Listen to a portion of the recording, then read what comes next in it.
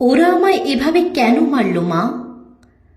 মা, আমি তো যেমন ডিউটিতে যাই সেরকমই ডিউটিতে গিয়েছিলাম, কিন্তু আমি তো জানতাম না যে আজই হবে আমার শেষ দিন। আমি তো আমার জুনিয়রদের সাথে একসাথে কত গল্প করতে করতে রাতের খাবার খেয়েছিলাম।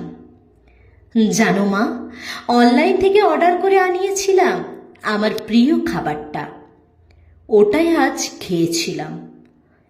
তখনও যদি একটু বুঝতে পারতাম এটাই শেষ খাওয়া, এটাই শেষ গল্প।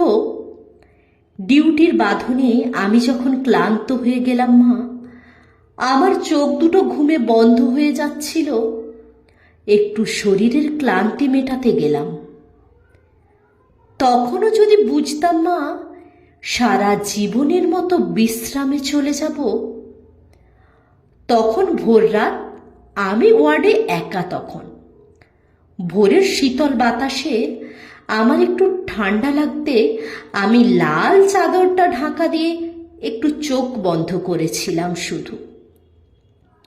সেই সময়ের অপেক্ষায় থাকা ওরা আমার সাথে, ছি মা, আমার খুব কষ্ট হচ্ছিল জানো তো।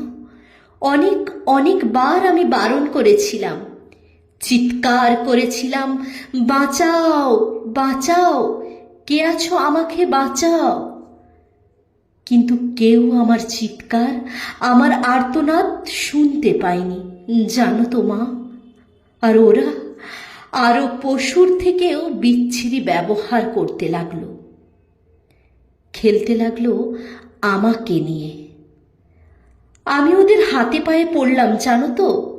আমি এটাও বললাম যে আমাকে ছেড়ে দাও, দয়া করে ছেড়ে দাও, আমি কাউকে কিছু বলবো না, আমাকে যেতে দাও।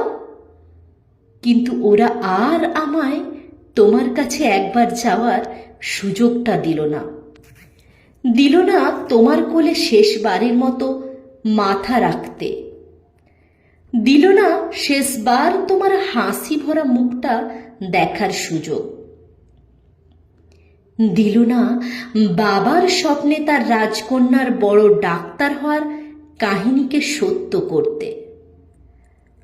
আমার গলা টিপে ধরে নিজেদের সর্বশক্তি দিয়ে আমার গলা চেপে ধরে, জানো মা, আমি অনেক চেষ্টা করেছিলাম বাঁচার, কিন্তু হয়তো আজ ভগবানও চাইনি যে আমি হয়তো বেঁচে থাকি।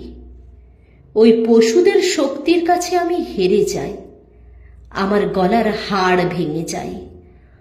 ওরা আমায় ওভাবেই ওখানে ফেলে রেখে চলে যায়, ওই বিবস্ত্রভাবে। সকালে সবাই আসে, কিন্তু একই, আহা, কারোর সাথে কথা কেন বলতে পারছি না। তোমাকেও দেখতে পাচ্ছি, তোমায় কত করে ডাকছি, তুমি শুনতে কেন পাচ্ছ না মা আমার ডাক? ও মা, মা গো, এই তো দেখো, দেখো না মা। ও মা, এই তো আমি, তুমি কাঁদছো কেন?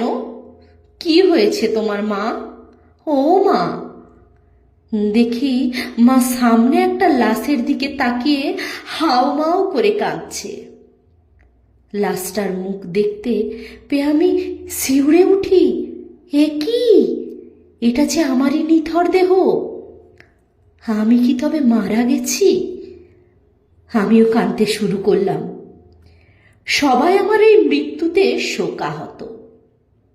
সারা দুনিয়া আমার মৃত্যুর ঘটনা আপাতত জেনে গেছে, সবাই বিদ্রোহ করছে, কিন্তু আমি আমার নিথর দেহের দিকে তাকিয়ে রইলাম। আমার শেষটা তো আরো ভালো হতে পারতো বলো মা। দেখো না মা, ওরা আমার মুখের দেহের কি বিচ্ছিরি অবস্থা করেছে দেখো মা।